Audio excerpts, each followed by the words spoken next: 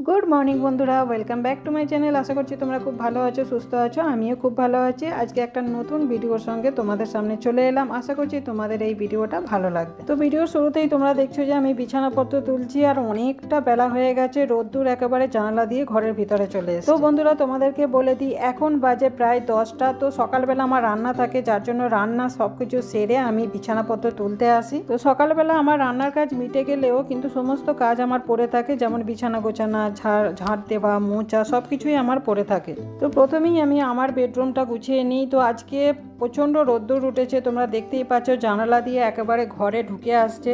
তো আজকে ব্ল্যাঙ্কেটটা রোদ্দুরে দেওয়া হয়েছে, আর যা ঠান্ডা পড়েছে, তো এই ব্ল্যাঙ্কেট যদি মাঝে মধ্যে রোদ্দুরে দিয়ে গায়ে দিই না, তো ভীষণ ভালো লাগে গায়ে দিতে। তো বন্ধুরা তোমাদের কাছে একটা রিকোয়েস্ট রইল, আমার একটু ওয়াচ টাইম দরকার আছে। তো প্লিজ বন্ধুরা আমার এই ভিডিওটা তোমরা একটু ভালো করে ওয়াচ করো, ফুল ওয়াচ করে আমাকে একটু ওয়াচ টাইম পেতে সাহায্য করো। তো দেখতেই পেলে এখানে বিছানাটা সুন্দর করে গোছানো হয়ে গেছে, আর যতক্ষণ না বিছানা সুন্দর করে টান করে গোছানো হবে ততক্ষণ তো আমার শান্তি হয় না। একটু দেরি হোক, তবে আমি গুছিয়ে কাজ করতে ভীষণ ভালোবাসি। বিছানা গোছাতে গোছাতে দেখলাম জানালাতে যে ছোট ছোট গাছগুলো বসানো আছে টবে করে, তো সেগুলো একটু শুকিয়ে গেছে।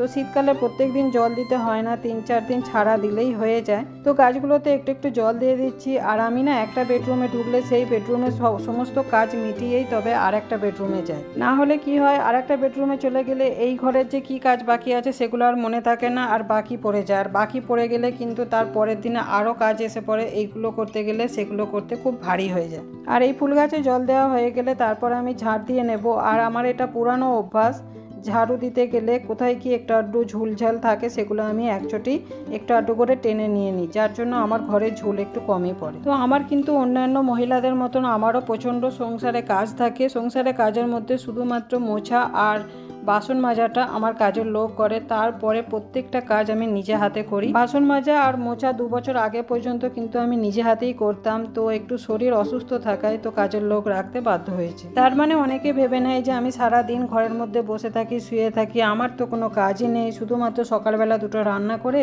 সারা দিন আমি বিছানা কামড়ে শুয়ে থাকি। তো যারা মনে করো যে আমি সারা দিন কোনো কাজকর্ম নেই, রান্না ভাজা করে আর সারা দিন বিছানা কামড়ে পড়ে থাকি, তাদের উদ্দেশ্যে একটা কথা বলছি। তো বাড়িতে আমার 2টো কাজের লোক করে, তারপরে সমস্ত কাজ আমাকেই করতে হয়। তো যারা বলো যে আমি সারাদিন শুয়ে বসে থাকি, তাদেরকে বলছি যে আমার বাকি কাজগুলো কি তোমাদের মা মাসিরা এসে করে দিয়ে যায়? আমি জানি আমার সংসারে প্রচণ্ড হারে কাজ, আর কাজ করতে আমি ভালোবাসি, যার জন্য আমি বাইরে বেরোতে পছন্দ করি না। আমার ঘরের কাজ ফেলে রেখে বাইরে যাওয়াটা আমি নিজেও পছন্দ করি না। তো সারাদিন টুকটাক করে একটু কাজ করতে থাকি। আর দুপুরের দিকে কিন্তু আমি ঘুমাই, দুপুরের দিকটা আমাকে ঘুমাতে হয়, না হলে আমি বিকালের দিকে কাজ করতে পারি না।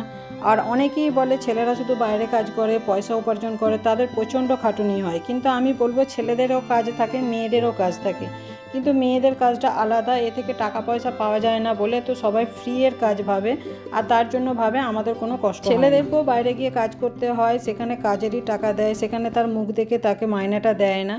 কিন্তু ছেলেদের কাজটা আলাদা আর মেয়েদের কাজটা আলাদা। ছেলেরা অফিসে বসে এক জায়গায় বসে কাজ করে, যার জন্য শরীরে অত ধকল হয় না।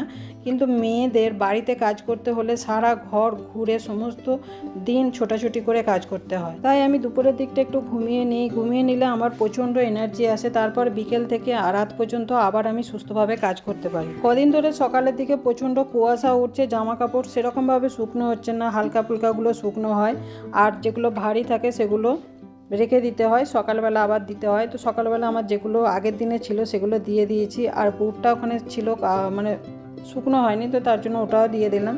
তারপরে একটা একটা করে আমার এই ফুল গাছগুলো যেগুলো রয়েছে প্রত্যেকটা দিন কিন্তু আমি 2টো একটা করে রিপোর্ট করি। মানে প্রত্যেক দিন তো মানে সবটা করা অসম্ভব ব্যাপার, কারণ পুরো যদি আমি আমার ফুল গাছের পুরোটা যত্ন করতে যাই তো আমার অনেক সময় লেগে যায়, আর সেই অতটা সময় করতে গেলে আমার অন্য কাজগুলো হয় না। তার জন্য আমি প্রত্যেকটা 2-3টে করে টব আমি পরিচর্যা করি।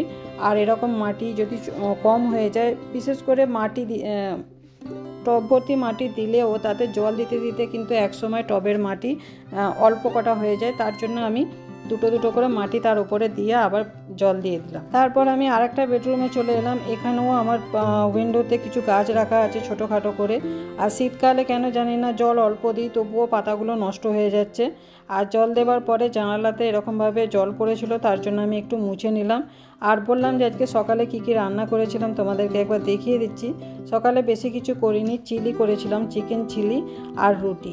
তো সকালবেলা এই রান্না করতেই আমার অনেকটা দেরি হয়ে গিয়েছিলো। আর সত্যি বলছি চিকেনটা আজকে মানে চিলিটা আজকে জাস্ট অসাধারণ খেতে হয়েছিল।